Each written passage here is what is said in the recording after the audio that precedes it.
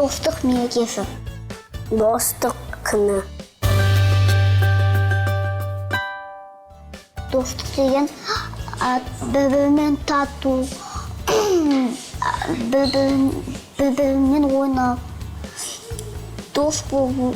Достық деген біз онымен ойнаймыз, ұқтаймыз, далаға шығамыз бірге, тамақ ішеміз бірге, ойнаймыз, ойыншықтармен ойнаймыз онымен.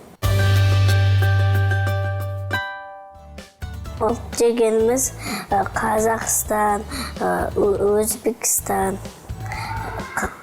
Қырғызстан. Ұлт дегеніміз мен қазақпын. Қазақта көптеген ұлттары бар. Орыс, қазақ, ағылшын. Достарымыз көп болсын, ақшаларымыз көп болсын. Аспарымыз асық болсын, жеріміз сау болсын.